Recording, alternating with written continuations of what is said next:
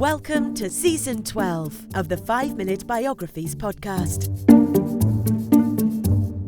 Here is your host, Wayne Armstrong. Hi guys, welcome to 5-Minute Biographies.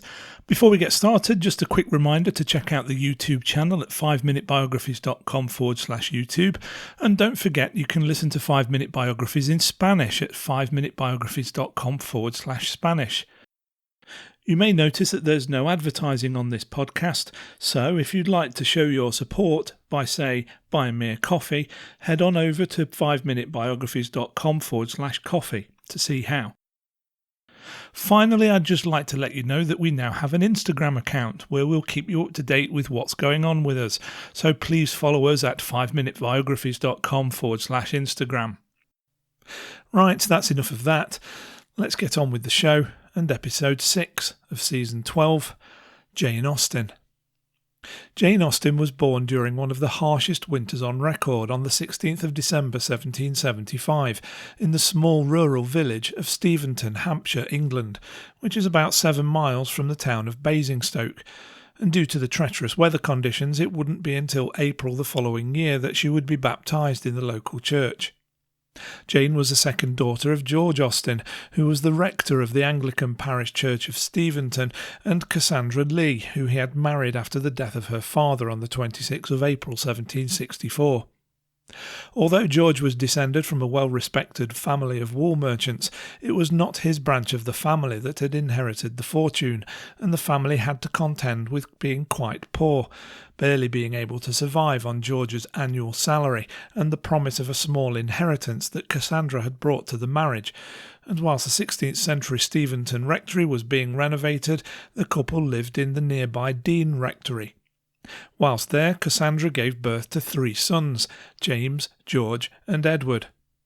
When Steventon was habitable, the family moved there in 1768 and the next child, Henry, was born in 1771.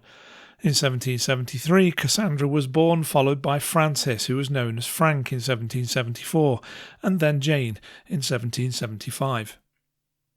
Little is known about Jane Austen's life except for some letters that survived from the period. The first mention of Jane is in a letter which documents the return of Jane's sister Cassandra from a visit with her cousin Thomas Lee, who lived in Bath in 1781. In her younger years, Jane was known to be a regular churchgoer and socialised with friends and neighbours. She also read some of her composition to the family in the evenings. In one of his letters, her brother Henry said that Jane enjoyed dancing. Jane was initially home educated, except for a short time when she was sent with her sister in 1783 to be taught by Mrs. Anne Corley in Oxford, with the girls going with her when she moved to Southampton. However, both girls were sent home after catching typhus and were lucky to survive. In 1785, the 2 sisters attended Reading Abbey Girls' School, which was a boarding school run by Mrs. Latournelle. But they had returned home again by December 1786 because the family couldn't afford the fees. This was the last time that Jane Austen would live anywhere without her family. Between 1773 and 1796, Jane Austen's father, George, had been supplementing his income through farming and through educating boys, often 1 or 2 at a time, who also lodged at Steventon. It is thought that the rest of Jane's education came from the textbooks that her father used to teach the boys, along with help from her brothers. George even encouraged Jane's early writing, often providing pens and paper whenever it was needed. Another important part of Jane's education were the plays that her family staged in the rectory barn, most of which were comedies, and probably explain some of Jane Austen's often satirical writing style. By her early teens, she had written 3 plays of her own. From the age of 11 and into her teens, Jane started to write more stories and compiled them into 3 bound notebooks, which are now referred to as the Juvenilia. The 3 works, which she called Volume the First, Volume the Second and Volume the Third, comprised of about 90,000 words in 29 separate stories that parodied and exaggerated everyday life that Jane observed. In 1791, Jane wrote a 34-page manuscript entitled The History of England, in which she parodied Oliver Goldsmith's 1764 work History of England, among others. The words were accompanied by 13 watercolours painted by her sister Cassandra. It wasn't long after this that Jane Austen decided that she wanted to be a professional writer. During the 2 years leading up to 1795, Jane wrote what many consider to be her most sophisticated work. It was a novel called Lady Susan, in the form of a collection of letters that describe the exploits of the title character. Although completed, Jane never attempted to publish it, and it would go unpublished until 1871. Between December 1795 and January 1796, the 20-year-old Jane Austen came across a young man, probably at a neighbourhood gathering, called Tom Lefroy, who had just graduated and was training to be a barrister. It became clear in her letters to Cassandra that Jane was fond of him, but unfortunately a permanent arrangement was never on the cards, with the family sending him away to London. Although she never saw him again, it became clear that future suitors couldn't quite live up to the memory of him. Between 1796 and 1798, Jane Austen worked on 3 manuscripts: Eleanor and Marianne, which would eventually become Sense and Sensibility, First Impressions, which became Pride and Prejudice, and Susan, which became Northanger Abbey. The third of the 3 was offered to a London publisher called Benjamin Crosby by Jane's brother Henry. Crosby purchased the copyright for £10, but did nothing with it, and it remained unpublished until after Jane bought the copyright back in 1816. In December 1800, the family moved to Bath, and details of Jane Austen's life around this time are mainly speculation, as for reasons unknown her sister Cassandra burned all of the letters. What is known is that she didn't write much while she was there, although it isn't known why. Her social life could have left her with little time to do so, but some speculate that she became depressed after being moved away from the only home that she had ever known. One thing that is known is that in 1802 Jane received her only proposal of marriage, which, after initially accepting, soon declined. The suitor was the younger brother of friends who lived near Basingstoke called Harris Biggs Wither, and although the marriage would have offered many advantages, not the least of which was financial, he had been described as someone who seems to have been very hard to like, let alone love. In 1814, after being asked for friendship advice by her niece, Jane wrote that anything is to be preferred or endured rather than marrying without affection.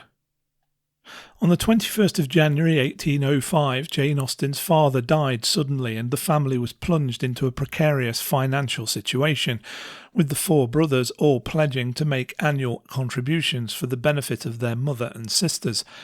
The family spent the next few months moving around between rented accommodation in Bath, Stanford Cottage in Worthing, and Southampton, where they stayed with Frank and his new wife. They eventually settled in a large cottage in Chawton Village, which was part of Jane's brother Edward's Chawton House estate. As women did not have the legal status to allow them to sign contracts at the time, Jane published 4 novels through her brother Henry with the publisher Thomas Egerton. Sense and Sensibility was published in October 1811 and received favourable reviews, and the first edition had sold out by the middle of 1813, resulting in Jane making around £140. Her name never appeared on her books in her lifetime, with Sense and Sensibility noted as being written by a lady, with all subsequent publications as being written by the author of Sense and Sensibility. In January 1813, Pride and Prejudice was published, followed by Mansfield Park in May 1814, which sold out within 6 months, earning Austen more than she had earned with any of the others.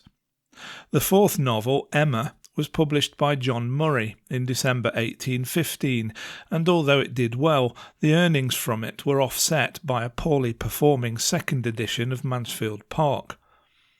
Around the same time, Jane had begun work on a new novel called The Elliots, which would later be published as Persuasion, and she had completed the first draft by July 1816.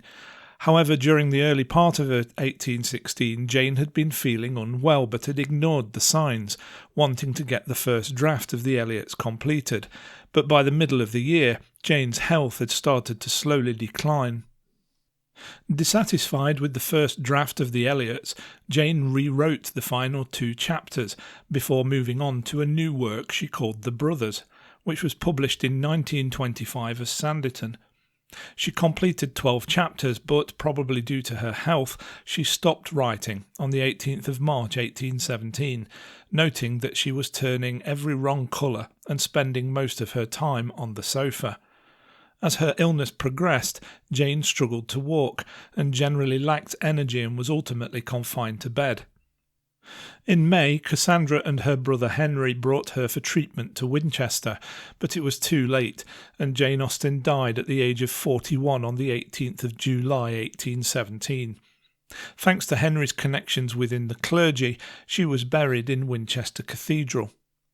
After her death, Cassandra and Henry Austen arranged for Persuasion and Northanger Abbey to be published, and Henry composed a biographical note to accompany both novels in December 1817, in which, for the first time, he identified his sister as the author. I hope you enjoyed that episode of 5-Minute Biographies. If you did, why not show your support by, say, buying me a coffee? Head on over to 5minutebiographies.com/coffee to see how. And don't forget to follow us on Instagram, and please check out the YouTube channel at 5minutebiographies.com/YouTube. Thanks for listening, and I'll see you next time. Thanks for listening to the 5-Minute Biographies podcast at www.5minutebiographies.com.